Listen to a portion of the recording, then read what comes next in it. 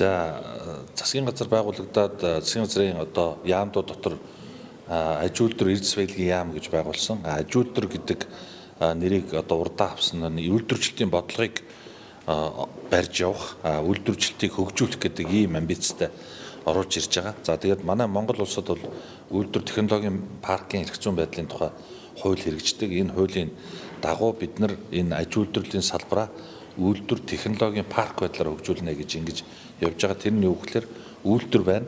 Хамгийн дэвшилтэт технологиг авчирч нутагшуулна.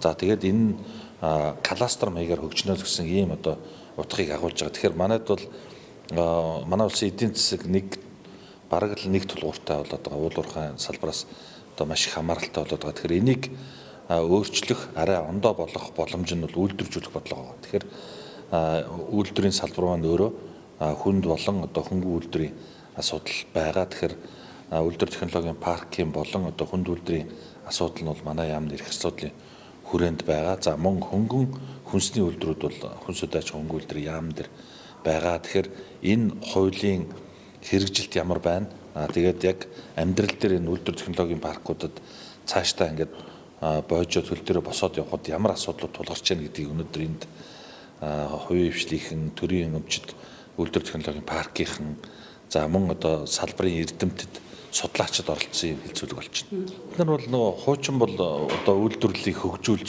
өмнөх одоо нийгэм гэж ярьдаг тийм ээ, социалистийн үед байсан. Тэгээд шилжилтийн үед дээр унтраа зогссон. Одоо дахиад шин тутам хөгжүүлэхээр зорж байгаа. Тэгэхээр улс орнууд яаж хөгждөг вэхээр үйлдвэрлэлээ хөгжүүлж л хөгждөг. Тэнд хамгийн их ажлын байр, хамгийн их нэмэн үрдэг шингэдэг ийм салбар. Тэгэхээр бидний зорилго ч гэсэн тийм байх ёстой. Тэгэхээр манайд бол одоо нэг жишээ ярихад зэсийн одоо орон гэж ярьдаг. Зэсийн хөдөр холборлоод бид нар нэг 22-23% баяжмлал зарж байгаа. Тэгэхээр уул нь бол энэ баяжмлаа бид нар катодын зэс болгож үйлдвэрлээд эндээсээ цааш нь бүтээгдэхүүн хийх. Тухайлх юм бол бид нар зэс хоолой, зэс утас, зэсийн одоо нунтагч хүртэл хийж хийх боломжтой. Энэ дээр маш их одоо ашиг тэнд гардаг. Тэрнээс биш хөдөр холборлоод баяжуулаад зарах бол одоо нэг өндөр маржтай ийм зүйл байдаггүй. Тэгэхээр бид нар үйлдвэрлэлийг хөгжүүлнэ. Энэ дотор энэ хуулийн дагуу эхлээд төслийн нэгжээ байгуулад дараагаар нь компани болж байгаа. Манай